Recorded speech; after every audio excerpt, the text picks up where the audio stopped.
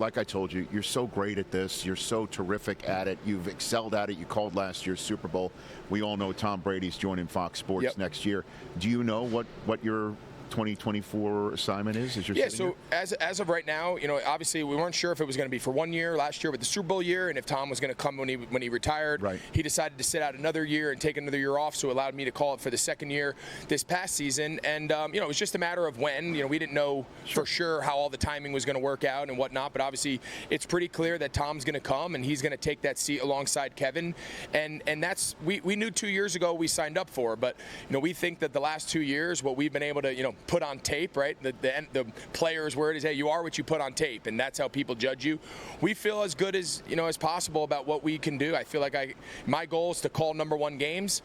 That has not changed. If anything, I'm even more committed to chasing that path. And as of now, I'm still with Fox and going to be with Joe Davis on the #2 crew and go back, which was where Kevin and I were before we took over when Joe and Troy left. And so as of now, but listen, my goal, and I've been honest with Fox, and they've been clear with me, and I want to call top games. I want to call Super Bowls. I want to call games in front of 60 million people, 115 million people.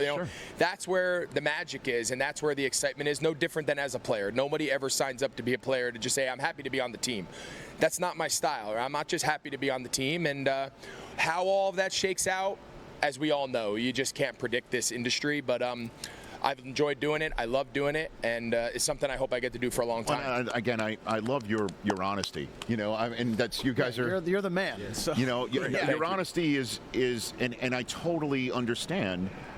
Your approach and your opinion, because I tell these guys all the time, my philosophy is not me, then who, and if not now, when. So I take advantage of any opportunity, and I walk through front doors. I will tell anybody in management, this is what I prefer to do, this is what I'd like to do, and then we have a conversation, and normally, a lot of responses, hopefully, what I'd like to do, and there's contracts and things of that nature but you deserve to call games that you want to call. Well, I appreciate that. And I want to make everyone understand, like, you weren't going royal where you're talking about your agent and your representatives when, like, we feel that this is or maybe your family or whomever, when you're talking about we feel like we want to call the right game.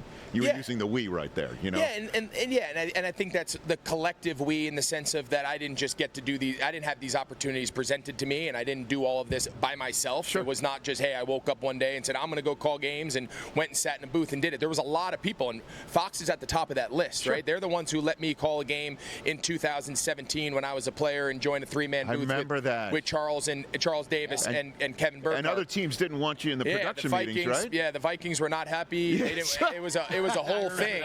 But that was awesome. It was unheard of for a former player to call, and at the time that was the #2 crew. I mean, they didn't stick me down the bottom. And then I did my first two-man booth with Kenny Albert in 2019 as a current player on a bye week, and me and Kevin called 5 weeks, the only 5 weeks of the XFL. So I mean, there was a lot of people that gave me opportunities when.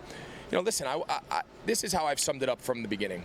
I was never going to win the resume award against every former coach and every NFL quarterback who retired with a Hall of Fame jacket. Mm-hmm. Only way for me to ever survive in this industry and to ever ascend in this industry is to be good. That was my only option. I didn't achieve. There was nothing else I could fall back on. Well, the guy's got. I needed to be good, and that's why I thought I could do the games, because not everyone wants to do games. It's hard. It's hard doing games. It's hard, but it's exhilarating. There's nothing better. It's exhilarating. I love it, and I was confident that if I was given opportunities and people could look past, hey, he doesn't have 10 Super Bowls, he doesn't have a Hall of Fame jacket, he didn't play in a major market, didn't play in Dallas or New York or wherever. Could people just put all that aside and just go, how does he do this job? Mm-hmm. If that was the way everyone was being judged and whatnot, I felt like I could go toe-to-toe with anybody, and that was my approach early on. And I told Fox, I'm going to try to make this as hard as possible for you. And I'm on record saying that to them, and I say that in jest, but you wouldn't want me to approach it any other way. You wouldn't want me to just roll over and die and just say, oh my God, I'm just happy to be here. No, I'm going to try to be great. If I am great, if I stink, it makes it a lot easier to be replaced. Catch the Rich Eisen Show every single day on the Roku channel, 12 to 3 Eastern, for free.